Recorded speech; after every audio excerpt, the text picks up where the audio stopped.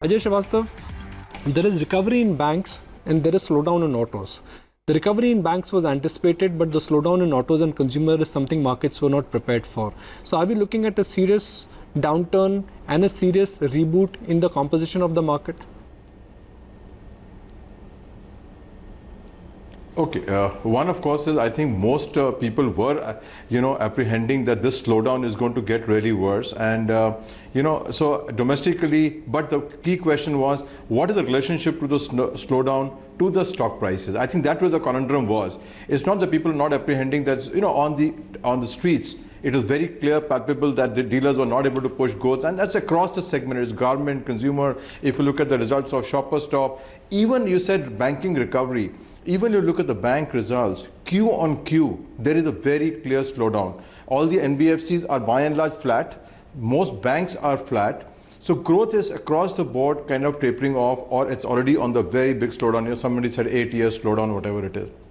The conundrum is why the stock price is holding, and that's where the liquidity comes in. You can't ignore it.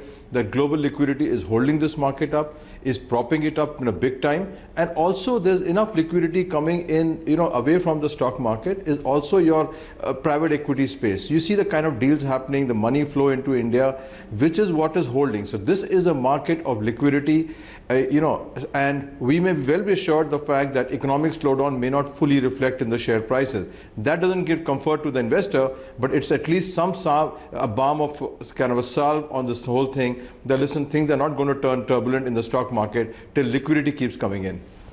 But you cannot take liquidity for granted, Ajay. I mean, my worry is not what happens to election. I mean, election adjustment could happen for 5%, 10%, and then markets will find a bottom. But the challenge is that what I can't figure out is that what is happening in the world. Bond prices and equity prices are rallying. You don't have a clear sense on which way the trade war is moving. You don't have a clear sense on where crude is headed. So for me, those are the broader issues which frankly worry me. Whereas, we are spending disproportionate amount of time to judge the election outcome and how markets will react on 23rd of May or on, before that. But both of us know that 5-10%, that's it, and then markets will settle down.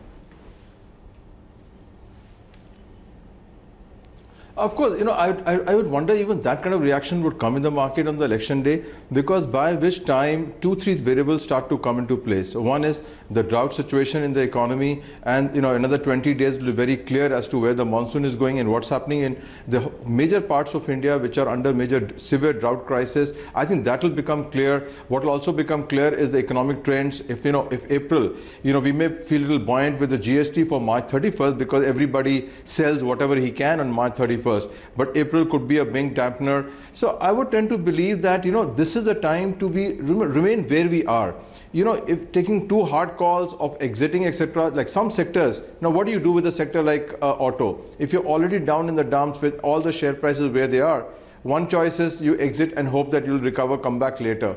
The other choice is look beyond the next 6-9 months and hope that health recovery takes place. But the cycle is the same. Nikunj, if you look at last year, same time, markets were hitting peak in April, same commentary by everybody, economic recovery is on the way, and then we had a huge correction. We've come back to April, same height. So what we are looking at it is that as long as a portfolio is stationed around the large caps, as long as you are sitting there, you are fine. I think if you got one leg below, your portfolio could be in still deeper trouble, because some recovery took place in mid-cap, not too much, but some recovery, at least liquidity.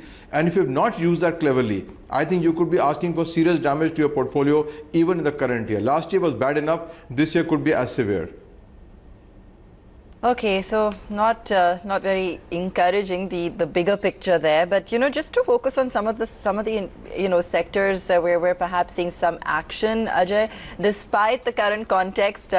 Some of the energy names, for example, have actually seen a fair amount of upgrades coming in. There's been some buying activity there. I know in the overall context still continues to be a little shaky, but are there interesting pockets of the market that you've been observing as well, where perhaps once there's a little bit more stability, you would look at building in any kind of interest?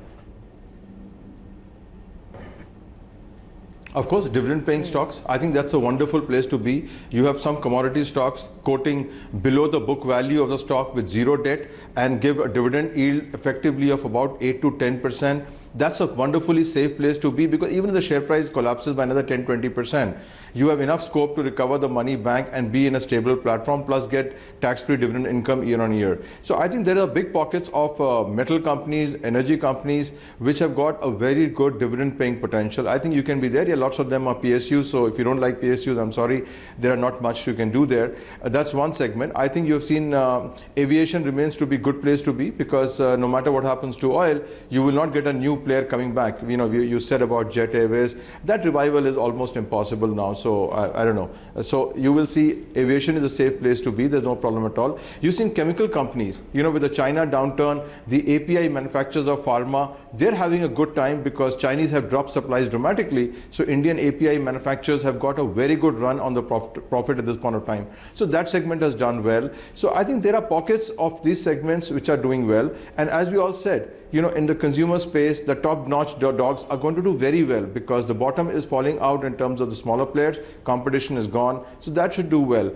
The key question here is that, you know, how is your portfolio aligned to the realities of the market? Is it aligned to an economic revival, or is it aligned towards more liquidity-focused stocks? That's the key gamble here. If you gamble on the, you know, the stocks which are going to be benefiting an economic revival, that is a danger where you might have to sit much longer than you thought about, compared to the stocks which can get bouts of liquidity. I know, Nikon, you said, you know, liquidity can come and go, but the fact is that Fed has declared very clearly that this year is not going to be any other rate hikes. You were seeing, you know, with Donald Trump being there for another at least 2 years, it's not going to happen. So I think globally there will be kind of back to liquidity status if the growth peters out. At least in Europe it's petered out quite dramatically. Japan is also looking weak. Only America remains a strong man out there. So I think you will see more flows. So if you're banking on flows, I think you could safely stay here. If you're banking on economic revival, I think you're looking a long bumpy road ahead. I mean, simply the price is attractive. It's gone to levels at which some of the PSU banks are trading now. You know, I understand that there is a challenge for next 1 quarter, 2 quarters, 3 quarters, but someone who says, look, I can take a 10% downside, stock could go to 150, could go to 145 on a bad day. Can it be 300 in 2 years or 3 years?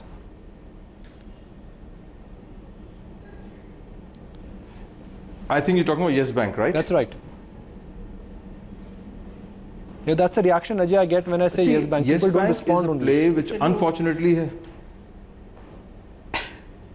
No, I'll tell you something. I think that's one of the cases which has, I think, the worst sign of corporate governance I've ever seen, not because of what they reported, but because the new CEO has done. The new CEO has conveniently sandbagged his performance for the next year and a half by taking these huge write-offs in the first year as he comes in. It's one of the worst examples of sandbagging in the history, and I think the promoters are too weak, RBI was down the throat, so he had a free run on this board to say, I'm going to take write-off unjustifiably, and therefore next year I've got assured income sitting there. Reversal of fees, I will book income next year without doing anything, because this pertains to business done in this current year. He's going to take income benefit of that in the next quarters.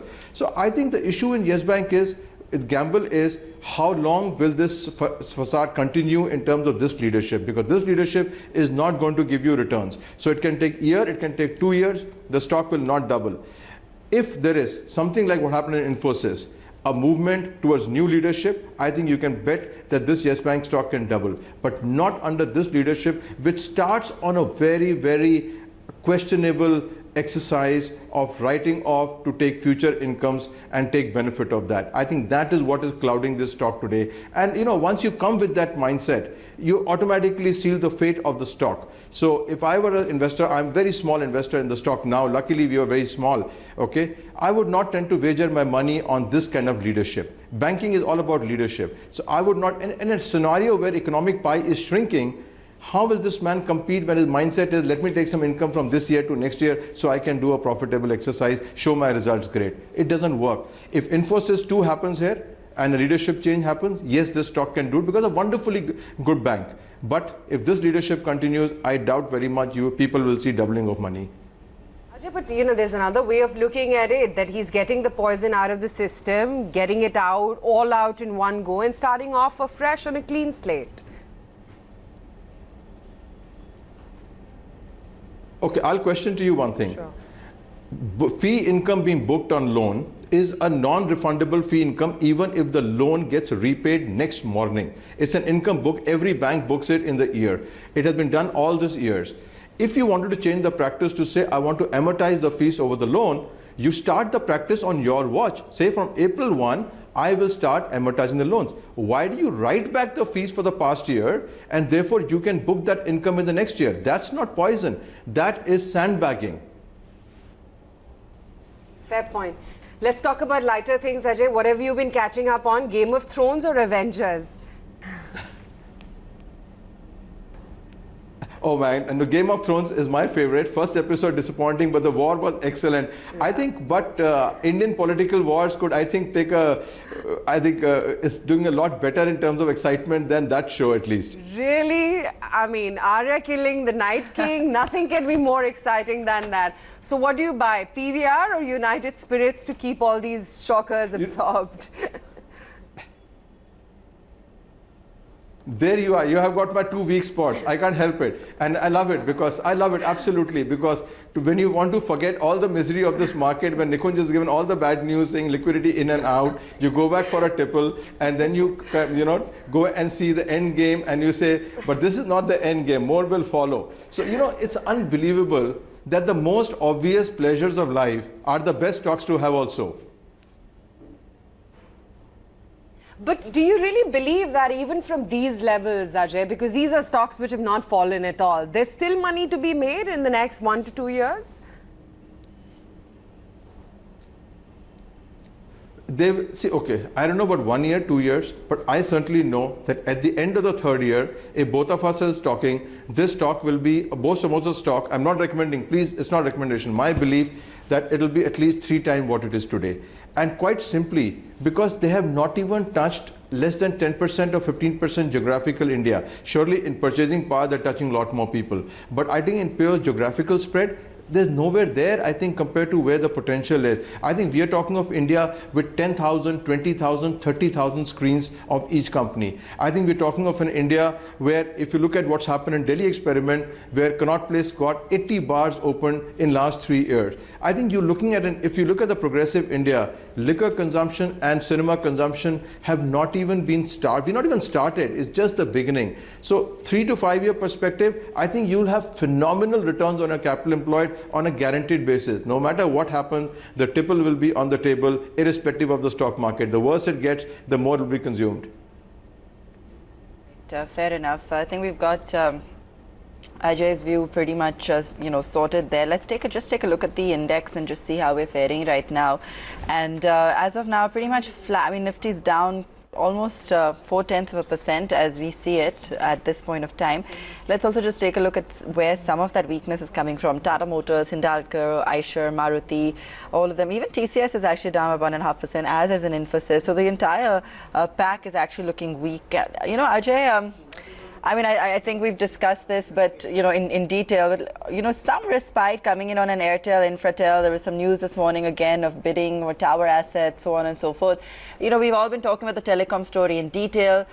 Reliance, Jio, possible stake sale there as well. So a lot that seems to be brewing in the telecom space. What's your strategy there? We haven't got a holding there, but at some point, I think it's a sector reaching a point where you want to do some investment. At the problem is, and that's been a continuous problem, that it's been a very boring investment time for the last 2-3 years. The same stock keep performing, the same stock keep disappointing. Having said that, I think this sector at some point, we don't know where the point is, inflection point, is going to rebound. The clear question comes that, will the equity investors get a good, hand on this kicker? That's the key point, whether, you already seen 2 rights issue coming in at a steep discount. Now Airtel is coming in at a discount, etc. So it's asking investors to put a lot more money in the segment, which is what is holding people buying. That listen, if I buy the stock and a big rights comes, either I dilute or I have to put more capital around it, even if it's a discount. So I think till this overhang of this equity issues goes away, you will not see enough participation. But at some point, I think we will get back to this game. But it's again a question that, how the government policy comes through in terms of telecom. Because if 5G comes now and they have to pay again those same kind of license fees, then where is the redemption for these companies? The whole capex cycle will start again. So they're just coming out of a 4G situation and they will enter a 5G. Now, if you look at 5G capital expenditure plans, that could take it to a new dimension altogether. So shareholder returns could still get compromised. It's more a private equity game, I guess, that you can't know that if another 2 lakh crore goes into the system for 5G licenses, then what this industry will look like. So technically, structurally, comparatively, industry is wonderfully placed. 3 players, all bleeding, or at least partly 2 bleeding, 1 not performing so well. Therefore, tariffs should go up. The question is, will the tariff go up, be again eaten up by the 5G auction? Because the government, when it comes in, whichever government comes in, will desperately need money in this year. You already seen drought, you already seen fiscal deficit, you already seen all the things, whether it's Congress with Nyaya, government with the pension plan, everything. So therefore 5G auction is coming, whether we like it or not, and therefore one has to be circumspect that how much money these companies will have to shell out to get to 5G, and therefore shareholder returns. That's what is holding the sector back, at least I believe, in terms of investment by shareholders and by us, at least in our assessment. Ajay, great to have you on the show. Good as always chatting with you. Thanks so much for taking the time out. Thank you very much. Okay, Thank you for having me, please. That's the word coming in from Ajay Shrivastava in the market, which by the way is getting a little softer from where it started off.